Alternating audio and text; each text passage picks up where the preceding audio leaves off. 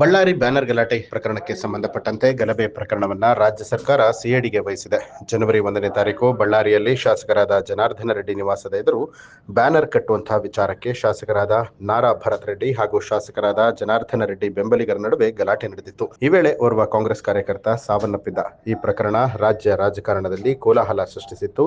ಈ ಕುರಿತು ಸಮಗ್ರ ತನಿಖೆಗಾಗಿ ರಾಜ್ಯ ಸರ್ಕಾರ ಪ್ರಕರಣದ 4 ಕೇಸ್ಗಳನ್ನು ಸಿಐಡಿಗೆ ವಹಿಸಿದೆ.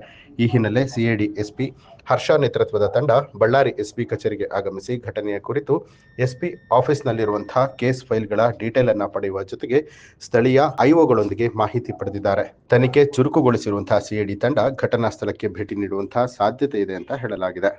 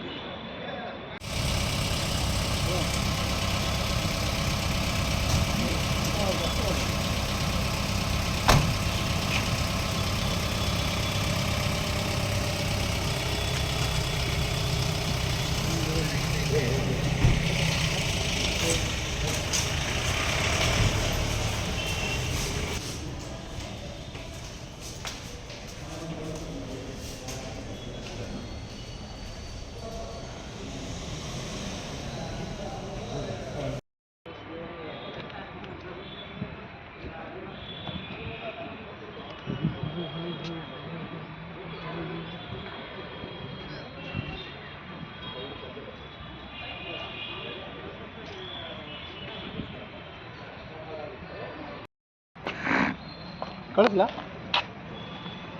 ನಾನು ಮಕ್ಕಳು ಸಾರಿ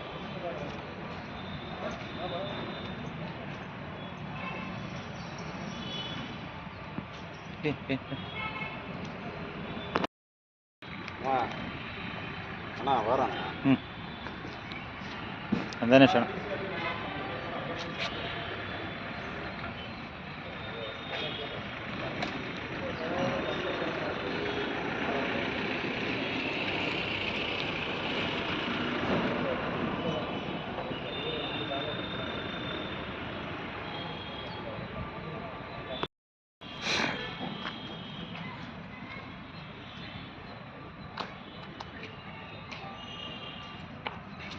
ಸೆಪ್ಟೆಂಬರ್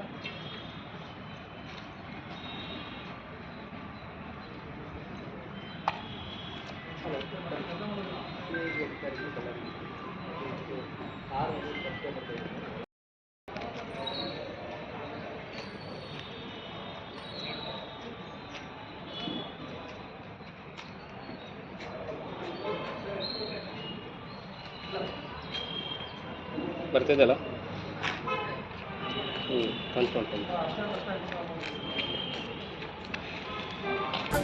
ನ್ಯೂಸ್ ಅಲರ್ಟ್ ನಿಮ್ಮಿಂದ ನಿಮಗಾಗಿ.